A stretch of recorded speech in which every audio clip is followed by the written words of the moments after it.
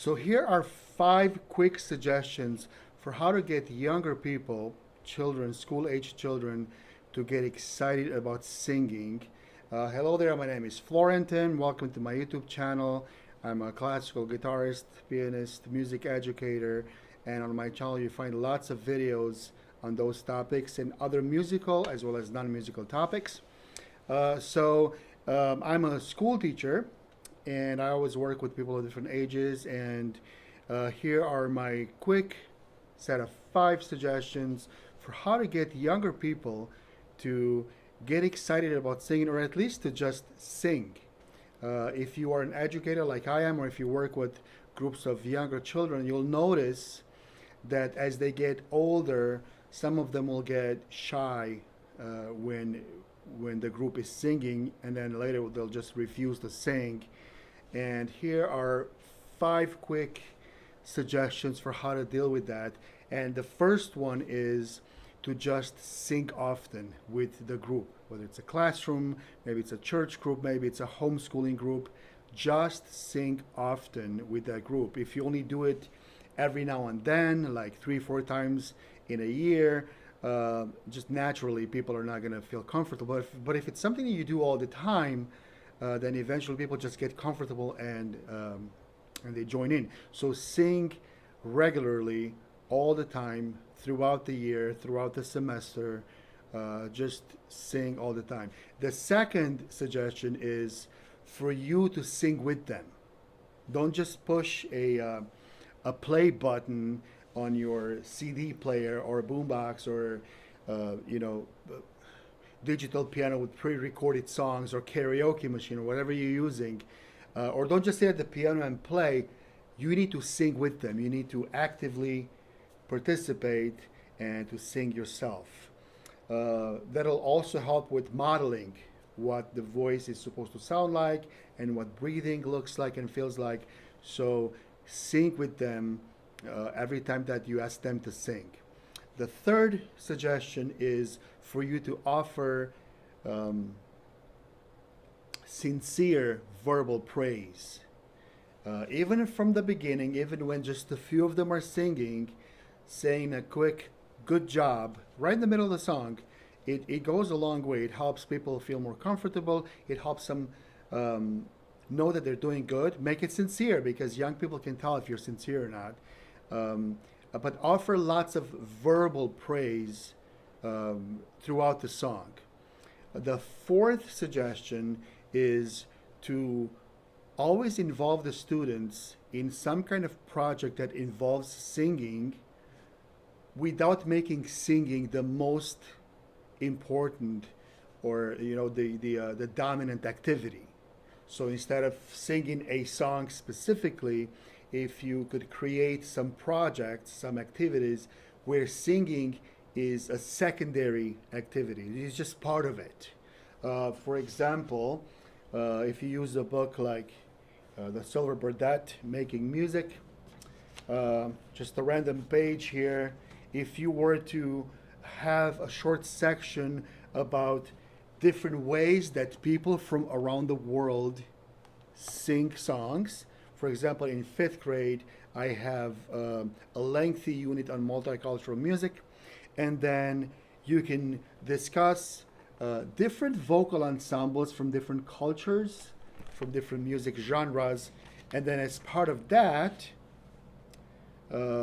here's a nice picture of Jesse Norman, which is an African-American opera singer, classical singer. And then as part of that activity, you can have a listening activity when the students listen and respond in some way, maybe by keeping the beat or something, or talking about the feelings that the music has in it. And then there's a song here. You can maybe create a little activity in that unit where you teach the kids how to read a score like this. This is a very simple, this happens to be a spiritual, an African American spiritual, and it's called I'm Gonna Sing. And if you can see the score there, that's a very simple score to read. It goes I never sang this song before, but it's something like, I'm gonna sing when the Spirit says sing. I'm gonna sing when the Spirit says sing. I'm gonna sing when the Spirit says sing. And obey the Spirit of the Lord. Okay, so you can have them keeping a beat like that, and maybe get a guitar and strum the chords. It really, there's two chords there, an A chord and an E chord, E7. So this can be an activity where the students end up singing without even you asking them to, okay, let's sing now. You can just make it part of your project. You can talk about the key signature. You can talk about eighth notes versus quarter notes. You can talk about ties over there. And then you can just have the kids sing along. If there's a recording, which this book comes with the recordings, that's even better. Or you can just play the piano, play your guitar, and have the kids sing along. Or even just your voice, because spirituals don't always require an accompaniment. So that would be my fourth. Here's my fifth suggestion. You need to talk to your classes, to your students, about their favorite musicians, the bands and artists that they listen to. You need to find a way to find out. If you're much older than your students, then you need to take them to find out what music they like, what artists and bands they like, and then talk about those artists and bands in class, in your group activities, and get them to see, without you actually saying it specifically, that those people are great singers, that those people became successful and even wealthy because of singing. For example, if you do a unit on pop music and you talk about Taylor Swift, or if you talk about Michael Jackson, and without making it a huge point of the conversation, but just to make the conversation about the fact that, imagine if Michael Jackson, when he was 12, would have stopped singing, right? What a tragedy that would have been. Or if Taylor Swift would have given up after the first attempt to play her guitar and sing a song.